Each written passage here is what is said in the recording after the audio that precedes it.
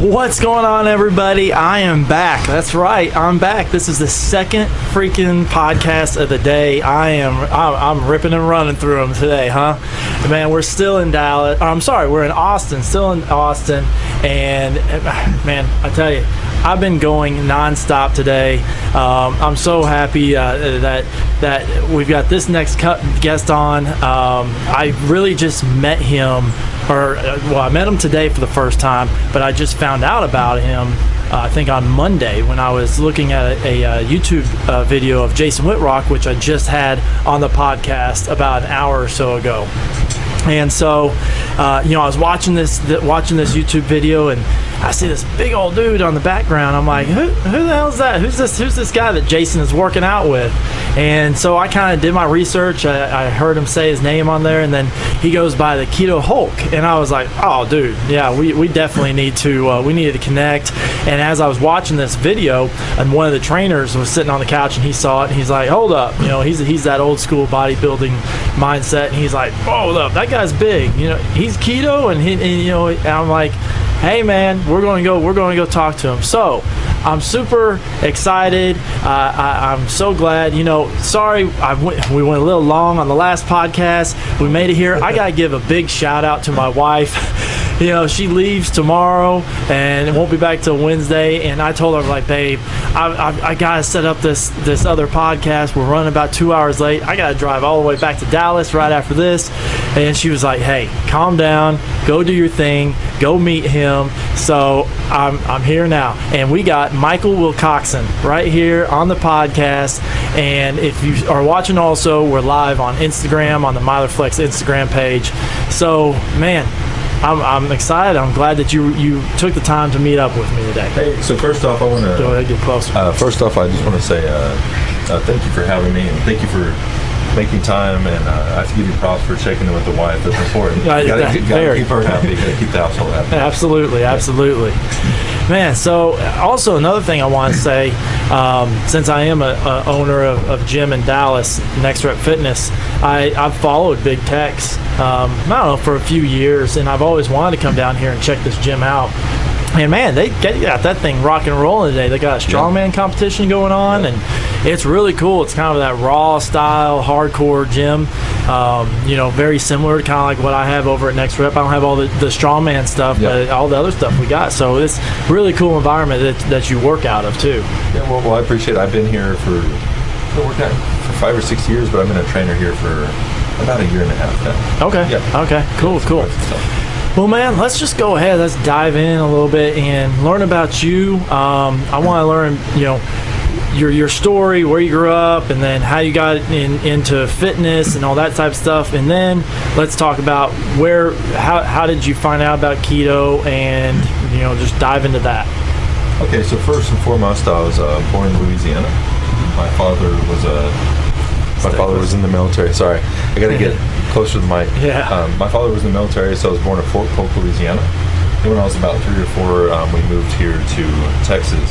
So I grew up in the Dallas-Fort Worth area, actually not too far from where your gym's at. Yeah. And then eventually, for sports and everything, I moved out to Aledo, Texas. Yep. Which, if y'all are in the Dallas area, if y'all are listening, it's about 25 minutes, 30 minutes outside of downtown Fort Worth. So it's about an hour from Dallas. Yeah.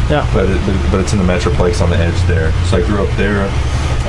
I always played sports. I played baseball, and I got into football. I did track. I did all of those things. My father got me into lifting weights very early on, so it's always been a passion of mine. And I remember specifically one time my brother was looking at Bodybuilding magazine. He's like, "Oh, look at this guy's chest. It's awesome." And I was like, "Do I have a chest?" And he just laughed at me. So after that, I had to I don't want to say prove him wrong, but I started working really hard. Yeah. And then I ended up getting a football scholarship to the University of Texas. That's awesome. That's big, man. I was a defensive tackle, and then I studied fitness and health promotion. Unfortunately, while I was here, I ended up getting a concussion, so I just stopped playing. But I worked in the weight room under Mad Dog. He was the president of the Strength and Conditioning Association, so I learned a lot from working under him. Yeah. And then I got into strongman myself because I missed competing. So I just had to be careful with my head, but I could still do all the strongman movements and everything. And then after that, I got into, more body composition change, bodybuilding, and everything. So I've hit it from, performance, aesthetics, and all the above. And then after I graduated, I knew I wanted to eventually train clients, but it takes a while to build up, right? So I help people for free alongside doing sales for a while, and then I'm like, why am I not doing what I love to do? I love to help people, and fitness was always, I don't want to say just an escape for me, but a way to relieve stress. It was a way to, build confidence through fitness, and then it kind of spills over to others' lives, just like I like to do with my clients. Yeah. So it's more than just fitness. So that's kind of how I got into fitness and everything. Yeah. Okay. All right. So then, how did keto come into your life? So actually, I did watch Jason Whitrock's videos initially. Okay. And but how it actually got in my life was one of my friends was Prove It. Yes. So I was using exogenous ketones, and I was doing sales, and I would kind of have anxiety, like sitting at one spot. I did inside sales, and I ended up doing very well with the company. While I was there, I had a lot of anxiety. Yeah. So I started taking those. I felt a lot better. I would sleep better. I would hold less water. And basically, a lot of y'all probably know the benefits of being in ketosis. But anyway, after a while, I was like, wow, this stuff kind of gets expensive. So I was like, why don't I try the diet? And shortly after, I did really well there. So people started reaching out to me for other jobs. So I became a treatment coordinator at a men's health facility. And so I would read lab work all day. I would make sure that they're educated on procedures and everything like that. But I ran testosterone, medical weight loss, and erectile dysfunction. It was a clinic where we put people in a normal physiological range and did things the right way. Okay. And made sure that, does the reward always outweigh the risk? It's just going to improve quality of life. Yeah. And so when I actually started the diet while I was there, I got free lab work every 6 weeks, so I actually could see my HDL go up, my LDL go down, my triglycerides go down, my inflammation in my body go down. I could actually see that, not only self-reported anecdotal evidence, but also I could see scientifically the exact blood work panel every 6 weeks how it changed over time. That's huge. That's huge. Yeah. I hate when people are like, they don't want to do keto because they feel like, oh, their cholesterol is going to go out everywhere. And I'm just like, if you do it right, it's going to totally make it better. Right, exactly. Doing it right, yes. Exactly. Yeah, I'm a big, I was talking about this on the last one. There's the dirty keto and then there's the clean keto, and I'm totally the clean keto advocate. I say if I was to look at all your proteins that you have throughout the week, if we took a snapshot, 85% of those should be like a fish, a turkey, a chicken, and then a zero carb protein, whether if it's a whey, if that doesn't spike your insulin, or a pea protein. And then your last 15% would be your like brisket or bacon or steak, something like that. Absolutely. And then I'm all about eating all the vegetables that you can eat. Those dirty keto people, they're like, no, that's a carb. And I'm like, no, eat all your green leafy ones. You have your cauliflower, all that stuff. And then the fats, I say the fats need to be from your MCT oil, avocado, fish, nuts, grass-fed butter, those good, clean, healthier fats. So that's how I try to teach it. I call it the green keto, and I try to teach my clients that direction. I'm very similar, except when I look at where they're coming from. So anything I have them do is probably going to be better than what they're doing. But I may start out a little bit dirtier and then clean it up if that's what they're used to eating, because I don't want to be. I want to build up their confidence over time. Yeah. And so I do the same thing, and then I'll eliminate cheese and I'll eliminate all these other things. But I'm big on avocados, olive oils, avocado oil, a lot of the same things. Fish, healthy omega-3s versus 6 and 9s. Without getting too nerdy and all this science. It's easy for us to do. Exactly. And that's the other thing, with the dairy. Some people it doesn't affect them, but a lot of other people it totally does. So I try cutting that back some. I mean, even just a quick example. Even with fruits, like you can have, the berries, blackberries, blueberries, strawberries, but you gotta be careful with that. And I had a client It's been now probably about 2.5, almost 3 months ago, and I got her started on keto, and she was going. But then it was probably, I don't know, 3 weeks into it, and she just really hadn't moved much. And I was like, what's going on? How many berries are you eating, exactly. Right? Yeah. So she tells me, she goes, well, I'm making this smoothie in the morning that I'm taking. I'm like, okay, what is this? And she's like, I'm doing. I'm sure the alarm went off. Like, there it is. Exactly. Yeah. And she's like, oh, I'm doing this yogurt, and then I'm putting a cup of blueberries in, and then 6 strawberries, and blah blah. I'm like, whoa, wait. And I wanted to show her, so I'm like plugging it all into MyFitnessPal. I'm like, boom, boom, boom. Do you realize just that right there is about 58 grams of carbs that you're starting your day off with early in the morning? And we're not even including anything else. And exactly. Yep. And and this is for somebody that's trying to lose weight. So I'm like,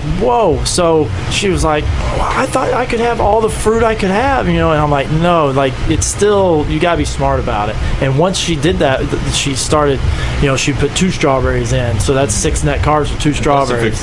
If you have a lot of fructose, it goes straight to the liver, right? Yes, exactly. And so once she did that, all of a sudden started dropping. But just that simple thing. We're on point. Yeah, exactly. So if you're out there and if maybe you're stuck right there and you're eating too much fruit, check that out. Really look at that. I think the more fat adapted and the more intense of an athlete you might be, or somebody that's really in the weight room, you can get a little bit of that room to have fruits a little bit more. But if you are just the general everyday person that's sitting at the desk 9 to 5, you still got to limit that. You got to watch that. Absolutely. So go ahead and talk about it, because the thing that really intrigued me, why I really wanted to come and meet you, was because you are a big you're big. You are big, and I really want you to talk about how'd you get there, and then what do you use now to stay at the size while still being keto, and your methods like throughout the whole year. What is it that you do? So first and foremost, I don't do keto all the time. Yeah, I do it most of the time, but also just like you, working with clients. And I know you're saying that you don't have every client do keto, right? No. Yeah, because some people, it just depends on, I always gear everything towards specifically what someone's trying to accomplish and why they're doing it and what their goals are doing. Yeah. So if I have a client that I don't think can be on a really strict diet and they don't trust themselves, because the biggest thing is, do they trust you or do they trust themselves? Yes. If they pay you, they trust you, but there's people that will sign up with you and never do anything because they don't trust themselves. Mm-hmm. Which is unfortunate, because we're not here, we want to make a difference. I know that's why you do it probably. Yeah, absolutely. Right? So I do keto most of the year because for 2 reasons. I like that it cuts down on inflammation. As far as anxiety, I just feel very calm on it. I feel very good. I also like the fact that it can make you more sensitive to carbohydrates when you do eat them, if you reintroduce them properly. Mm-hmm. So what I'll do is I'll do keto for a while, and then when I want to grow, I reintroduce a little bit of carbs. But for my size, right now my high carb days are 150, then it's 130, 110, 90, and 70. So I'm carb cycling. Why am I doing that? Because it's another tool that I can utilize for my clients. So there's some clients I'll have do keto initially to really improve their health, and then I may slowly introduce carbs to a certain point, and then I'll start reducing them again. It just really depends specifically on what I'm trying to do or what my clients are doing. Changing those protein values? Are you raising them? Yes, or the same? Another thing I'll tell you is I probably run my protein a little bit higher than a conventional keto diet because I'm not trying to avoid seizures, which, as you know, is what it's created originally for. Yeah. But I do have a little more muscle mass. Exactly. So I run protein a little bit higher, and I can stay into I can get in and out of ketosis a little bit easier than a lot of people can. Well, and the studies the last at least 2 years have shown that we are freaking out too much about this glyconeogenesis. Your body's going to do it if it needs to do, regardless of how much what your intake is. Yes, exactly. But I think it's greatly over exaggerated, like you're saying. Yeah. But I've done better at running a lot higher than 20 to 25% protein. Mm-hmm. I've done very well with that, and then just like for a while I would do like 100 grams sweet potato like every other day. Okay. So there are times a day where I'm going into ketosis and I'm coming out, but that worked really well for me. Yeah. Now I'm experimenting a little bit more with carb cycling, and that way I have a better understanding or more tools to use for my clients. Yeah. So it just really depends on what I'm trying to do, but I would say most of the year I do keto because it's really easy for me to maintain muscle mass, but I have to modify it a little bit because I weigh about 270 pounds right now. Yeah, and I wanted to point that out. So it's, for the people that's met me and know me, I'm 6'6", he's 6'3", right? Yeah. I'm 230, he's freaking 270. I mean, he's a monster over here. So, but so when you do the protein for yourself, like for what I'm doing, I was doing 0.8 grams per lean mass, not body weight. Yeah. When I was trying to cut my body fat for the last 6 months. Now I've changed it where I'm doing 1 That's pound. for pounds? Or was that kilograms initially? No, it was pounds. It was pounds. Okay. And then now I'm doing 1 gram per lean mass of pounds. Yeah. That's what I'm doing right now. So my lean mass, I did my DEXA 3 weeks ago, and I'm at 19.1% body fat, and I have 178 pounds of lean muscle. So I'm doing 178 grams of protein right now. Try to. Today I've been on a run. He gave me a protein shake, and I had this fat bomb thing earlier. I've been like going today. Hey, you have to do your best when you're on the road. My fitness pal. Exactly. Yeah. But so how do you vary that? Again, that really depends. I mean, so initially a lot of, and I work with different coaches too that do my diet, and I do that because every coach does things differently. Yeah. And when I find a tool that is similar to my methodology that I can apply with my clients, then I'll never have anyone do something I haven't done before. Okay. Because I think to really fully understand something, you need to experience it yourself too. So for a while I was doing about 1 gram per pound, and then I went up slightly past that, maybe 20 or 30 grams over 1 pound, but I didn't really go much higher than that. But then my carbs would be extremely low and then very high fats, and even sometimes even then I would lower the fats temporarily and raise them, kind of like I'll do fat cycling as well sometimes, and that's a great method you can utilize. There's Dr. Brett Osborne out of BPI. He's the first doctor that opened my eyes to, because he deals with a lot more athletes and stuff. And I mean, he even said, hey, I'll put my athletes, some of them will have like 100 grams of carbs a day, but they're still in ketosis even at that. But these guys are busting their ass in the gym, they're working out, they're playing, so they're really active, and so it keeps those ketones up. But when he said that, I was really like, okay, all right, that gives me a little more hope, because for ever since when I was in high school all the way to where I am now, I've only cared about how I performed, and was I faster than the next guy? Could I jump higher than everybody? That type of deal. And I didn't look at the aesthetics until really about 6-7 months ago, when I was like, okay, I'm 38 years old. I've got a fractured back. I can't do all that stuff anymore. But let's challenge myself and let's see if I can change my body composition and not worry just so much about performance anymore. So I share that too, because remember, I come from a strongman background. So I built a lot of my foundation. I did have a lot of carbs with my foundation, and I have my live up right now, and someone's like, well, I've read 3 different books and they all say different things. Well, I guess that gets back to what works for you, where your body's at right now, right? Because so if, say for in strongman, if I was doing really high carbs for an extended period of time before I even knew keto, well, I'm not going to be insulin sensitive at all. So I'm not going to be able to stay into ketosis running a moderate amount of carbs like some people can. But now I can go, when I'm cycling, I go up to 150 grams of carbs, which still isn't a lot compared to a conventional diet daily, but I'm still going into ketosis certain parts of the day. And I think also another misconception is that you have to be in ketosis 24/7 all the time, and I don't think that's really how your body works. No, I don't think you need to at all time. I mean, your ketone levels, we were just talking this with Jason Whitrock earlier. I mean, they're constantly changing throughout the day. And that's one thing I was saying on the last podcast. I do encourage people to go out and get one of those ketone blood meters. Now, again, just kind of like to what Jason's point was earlier, you can get obsessive with that, and just, same thing with tracking and stuff. And I totally 100% agree with that. But at the same time, I think if you're starting keto, and you need to learn the types of foods that make you spike. Exactly. Especially just like some people can chew gum that has artificial sugars in it, and that's fine, but for some people it completely knocks them out of ketosis. And like Quest bars, I used to have those for a while, but I noticed if I liked them too much, I would eat too many of them, and even though they have a few net carbs on paper, it'd be fine, but I wouldn't lose any weight. Yeah. So I'm not bad. I love Quest bars. Yeah. But the thing is you have to find out what works for you. If you know that if you eat one you can't stop and you have a box of 6, well, I got 30 boxes. I was eating like 10 of them a night, and I was like, this is ridiculous. And I had to give them all away. Wow. So don't set yourself up for failure if you know that you're going to react poorly to something. Yeah. But you have to have the knowledge first. Exactly. Right? Exactly. Like you're talking about. Yeah, you got to be able to test and just see. And I watched Keto Connect. Yeah. Do you know that couple? And while I listened to their podcast that they had, and they went and tested every single one of the sugars from xylitol. I saw that. I liked it. And that was really, I was like, man, that's good. But again, I think everything that they said was totally as a baseline is a true statement with all those different sugars.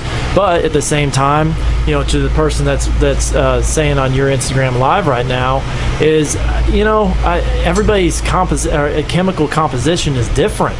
So yeah, those 3 books are saying something different because they've learned from somebody else, they've tested off somebody else, and that's why it's so important that you figure it out for yourself and test the foods yourself. It's great to go out and learn how to do the ketogenic life and do the lifestyle, but at the same time, it's different for everybody. And one thing I've run into is, and I hate using this word when people say cold, but some people get so into one way of doing things that they won't even listen to new knowledge that may benefit them.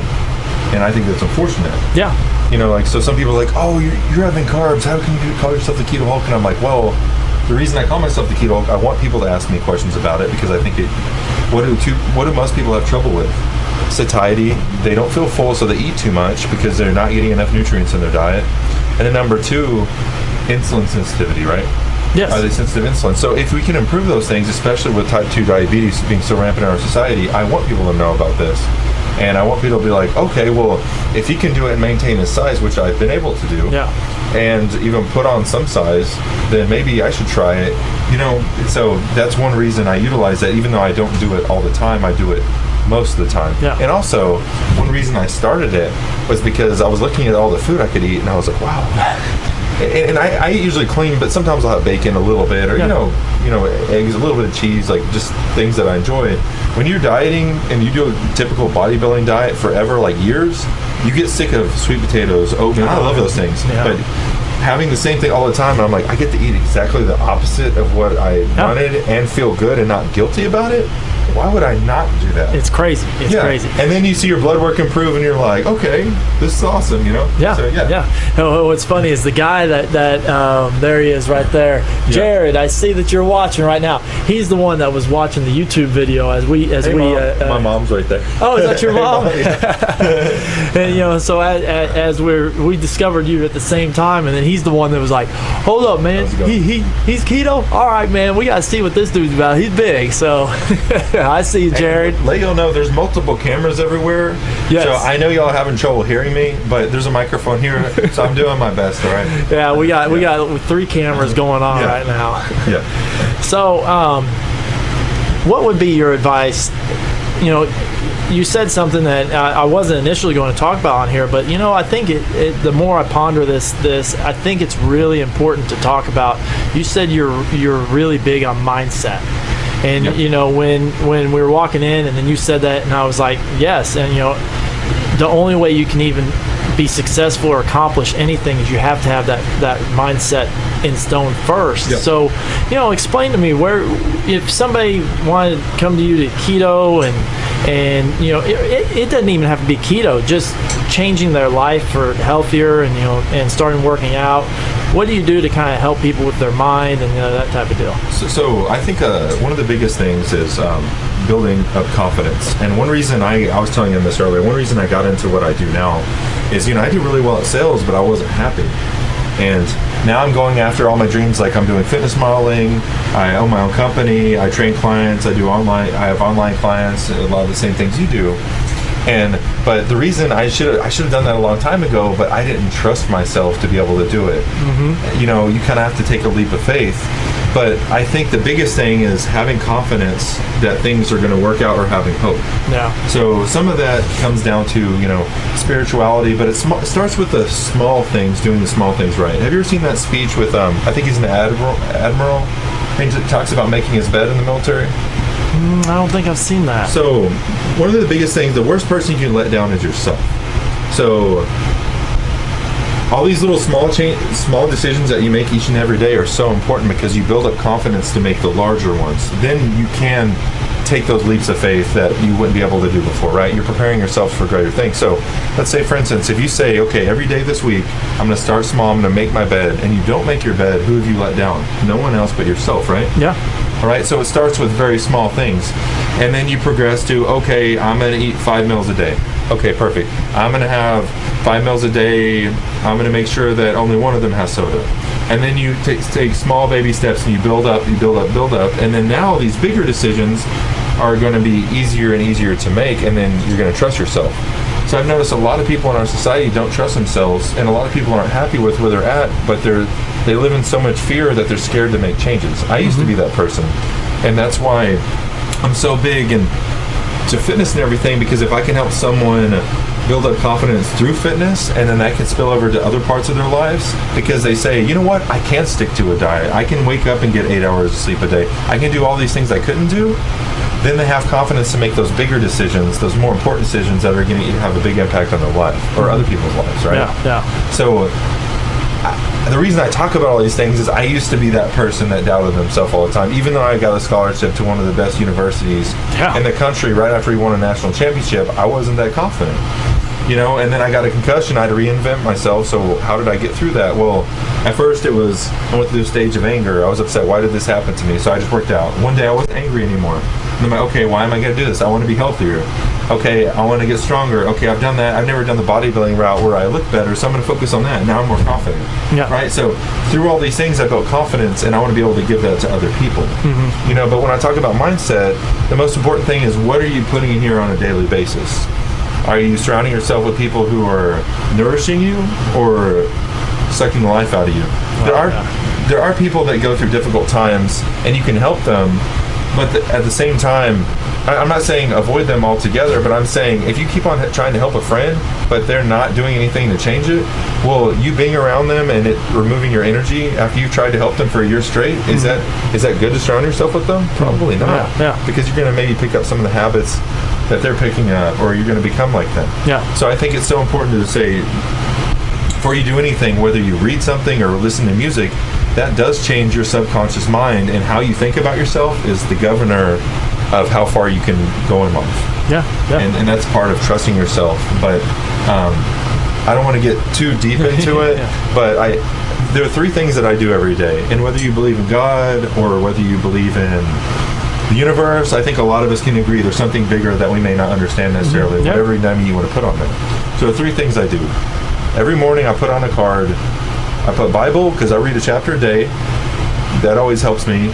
I listen to a motivational, you just type in motivation on YouTube. I listen to videos. I don't even know, I figured out who a lot of these people are talking, but initially I recognize their voices now. I'm like, okay, I know that's Les Brown, or, but I listen to that in the morning, and then I read a chapter of a book to develop my mind. And that way, if I'm moving forward in life, even if I'm not happy where I'm at, every day I lay my head down at night, I can feel good about myself, right? Yeah. So it's these small changes over time, these small decisions that seemingly don't sound important are the most important ones you can make. And then it will get bigger and bigger and bigger and easier to make those decisions. And now you develop a habit, and you change inherently who you are here and here. The way you think, and then what's in your heart, how you view the world. I think it's very important. It's very important. Goody Beats and I, we kind of spoke on that a little bit about, just being around positive people. And he said about a year ago he decided to make that decision to just eliminate all the negative aspects in his life, the negative people. I even quoted a deal from Blue October and talking about that, and I think it really is. It's important. It's hard. Sometimes it's hard to tell some people that, you're toxic in my life and you need to go. But in the long run, it probably is the best thing for you. Yeah, because, and if you really want to help them long term, if you grow a lot as a person and they see how much you've changed, maybe they'll be like, I saw where that person was. They were just like me. And I don't even almost recognize that person anymore. Now they may get tired, hit rock bottom, and say, I don't want to be like this anymore. Yeah. You know, because just like maybe before, I don't think a 9 to 5 is bad, but it's not for everyone. And if you have something in place in your heart where you know you're supposed to do that in life, you have to go after it, because if not, you're going to live in regret, and that's the worst feeling ever. That's horrible. Yeah. I couldn't do it anymore. I did really well at sales, but I was like, I have to be true to myself. And then when you don't have a 9 to 5 and you can completely choose who you surround yourself with, you can grow even faster and faster. But I just encourage you, any of you watching or listening right now, if you're not happy where you're at, believe me, if I can do it, anyone can do it. I used to stutter so bad I could barely talk. Oh, really? Yes, I used to stutter. If I think about it, I'll start stuttering a little bit. Yeah, but that was one of the most difficult things. But I made myself do a job where I had to talk on the phone, and I used to not even be able to talk on the phone to my own family. Okay. But I made myself do that, and then I became a top person in the company. But it was only from deliberate action. Nothing's just going to fall in your lap. Yeah. You just have to take small steps, and then you'll head in the right direction. You know, I see right there that 100%. That's my wife right there. Oh. And so.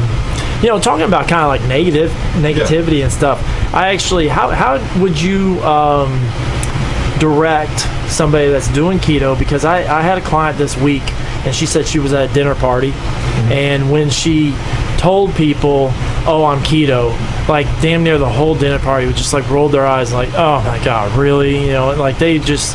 So, you know, there's still a lot of people that are haters on it. So how would you, if you were her, address, hey, I'm keto? First off, so there's certain people, like in my family, that I wanted to do the keto diet a long time ago. And sometimes when your family looks at you, they see you a certain way, even if you've changed completely, right? Yeah. So there's certain people like my aunt. I told her, I was like, look, it's great for type 2 diabetics. And I love my aunt to death, but I don't think she really wanted to listen to me. And then she watched The Magic Pill. So first off, I still gotta watch that. Get them to watch it. I have not watched when it's video format, even people with short attention spans, it's really interesting. It has different kind of people, and I think it would be perfect for a lot of people to watch. So if she watched that and it reinforced what I already told her, and she's like, hey, will you write me out a diet? And long story short, all I'm going to say is, I'm not going to say any names because I don't want to say too much, but I haven't asked her about this. But she only did it for a month, and then she's on the quarter of the medication she was on before. Oh, that's her awesome. doctor's like, whatever you're doing, keep on doing it. So even if you do it temporarily, it can have some lasting benefits. Doesn't mean if you go eat terrible food all the time, that's going to last forever. But I'm just saying I've seen what it can do. I had another client that was pre-diabetic. It fixed that. But obviously, first off, I think one of the best things is I would tell them is just to go watch it, because then they can watch something and then say, hey, this is not just coming from me. Secondly, when people do that to me, I'm like, look, this isn't a fad. This has been studied by NASA. It's been studied by the military for military applications, because you're more efficient with oxygen when you're in ketosis. I think just arming yourself with knowledge to be able to share, but also a lot of people, maybe that's not the right setting. When 10 people are disagreeing, is that the best setting? No, you want to talk to someone one-on-one, or maybe two people. Well, what I've always said, you know, because if you're in that type of setting, I would just say, oh, I'm low carb right now. I just don't, you know, and don't even bring up that you're keto. Yes, and also, another thing is, and I have people just be like, oh, come on, just have this one drink or do this. When I have a goal, I'm like, look, I'm really focused on this, and this is just my goal right now, and just please respect that. Yeah. Just like just like if someone's a vegetarian, you're not going to be like, hey, but this is the best meat, you have to eat it. No. No, like, if you have a goal, just remind yourself of why you're doing it. And if that's to be around longer for your family, be like, you know what? You could even say, you know what? I'm not as healthy as I would like to be, and this is really helping me right now, and I want to be around here a long time. So just remind people why you're doing it. I mean, that's what reinforces you, right, on a daily basis. If you're having a hard day where maybe some clients leave, no matter how good you're doing, stuff happens, finances happen, and you just have to remind yourself of why you're doing it and be like, no, even if I help one person, this is worth it, I'm going to keep on doing it, right? It's the same thing when you're on your diet. You just have to remind yourself of why you're doing it. I know it's cliche, you hear this over and over, especially when you hear about motivational things, but it's true. Yeah, absolutely. You brought up, and I don't know, really your lifestyle and stuff like that, but as far as like drinking, do you drink any alcohol at all? Every once in a while, I get migraines like 20% of the time. It's not being hungover; it's just it happens. So for me, every time that happens, I'm like, no, and plus I get. This is what I do for a living, and I'm going to compete this year, and I just, anything that's going to push me back in the wrong, it eats me up. So, for me, it's not worth it. Yeah. But I can tell you, and also, I do drink every once in a while, but I think there's a time and place for everything. Yeah. But it will be planned. And I do that because there'll be certain moments of time where I'll be like, you know what, for 2 months, I'm dedicated to my diet. As long as I'm like 95% on, I'm good. And there may be one thing where something comes up where it's a special occasion. I'll be like, okay, I'll have a few drinks. Yeah. But if I do that, I'll have like tequila and lime and water, or vodka. Stuff. Yeah, exactly. And also, I know you probably already talked about this. You don't need much. No, you don't need much. Don't. When you're in ketosis and your liver has no glycogen, and so it just goes straight. The alcohol goes straight in. You don't need much. And that's one thing I'm really worried about, because I mentioned to you that my wife and I were doing 75 hard. Yeah. And so it's 75 days of no alcohol at all. I saw your post actually. I looked. When you asked me to be on here, I looked at it and I was like, oh, you were talking about not having any alcohol. Yeah. And so we've already. I love dark beer, by the way. I love it. Oh, do you? Yeah. Like, I don't like to get super drunk, but I really like it. But I'm having to sacrifice that right now. Yeah. That's okay. Yeah. But you know what? Feeling good is more important to me. When I say you remind yourself why you're doing it, feeling good to me will always outweigh me feeling bad or not getting sleep for a few days. Is being efficient. Yeah. So. But we've already got friends that are like planning the day once 75 days are up, and I'm sitting there going, oh man, I'm really like, they think we're going to go out for a banger, and I'm like, I bet you I can only have 2 or 3 drinks and I won't be done. Yeah, 2 or 3 is like 6 or 7. Yeah, it is. Yeah. Like when you're on keto, it is. It's crazy. Yeah. Since, like I said, the whole basis why I really want to come talk to you is because you are a larger keto person. So let's just talk about if there's somebody out there that's been doing keto for a while, they're really fat adapted, and they're like, man, I really want to put on a little bit more size. What would be your guidance right now if you've never even met them, but you would just say, hey, here, try this and do that? I think reintroducing carbs. First off, I don't think people need to think carbs are evil. Obviously, when you're on the keto diet, you've been taught, like, don't eat carbs. But I think, and everybody's different, I think introducing them extremely slowly, maybe going to like an extra 20 or 30 a day around your workout times would make sense, because at strategic times, if you spike your insulin levels, obviously that's when you're in normal ketosis, you don't want to do that because it knocks you out of ketosis, right? Yeah. Well, now you're driving all those nutrients and everything into the cell, and it's a lot more efficient. Can you build muscle on keto? Yes, but it's very slow. But it also depends on, that's why I always get back to what are your goals, and your diet should match your goals. And I have clients that just say, hey, I've lost so much weight on keto, and I'm saying, okay, and I'll ask them, I was like, do you want to do keto? Because I could have something a lot more efficient, you're going to get a lot faster results, and then you can go back onto keto. And it just really depends on why they're doing keto also. So I think that's really important. But I think introducing carbs at a very low amount and being very selective with maybe one carb source, see how your body reacts the next week or two, and then maybe try something new and then see how you react. Yeah. But go up very slowly. So like right now, I'm carb cycling. I'm not officially in ketosis. Like I said, I do it most of the year. But right now, I'm trying to lean out and at least maintain what I have, and carb cycling is working really well for me, and I'm doing it as a tool. I look at everything as a tool, because there's more than one right way to get lean, right? Yeah. There's more than one right way to get really healthy. But again, it comes back to what are you trying to accomplish. But like you said, if you're trying to build muscle, introduce very small in increments, very slowly, small amount of carbohydrates around your workout. And I think that usually works pretty well for people. Then you're usually sensitive to carbs.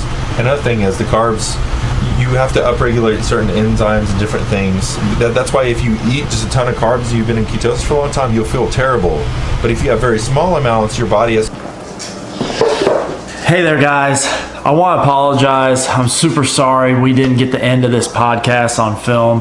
The battery died. It's because I recorded 2 podcasts. I had Jason Whitrock earlier in the day, and I totally didn't have time to change the batteries over. So Good thing is, it's a podcast, so you can go listen on Spotify, on Google Play, on the Speaker app, all the other platforms where you can listen to podcasts. So please go listen on there so that way you can hear the rest from Keto Hulk. And I hope you guys enjoyed it, and please continue watching. Thanks. Hey guys, do me a big favor and go follow Myler Flex on Instagram and Facebook. And if you want more videos of the podcast or workout videos, follow the Myler Flexing podcast on YouTube and hit that subscribe button. Till next time, keep repping and flexing.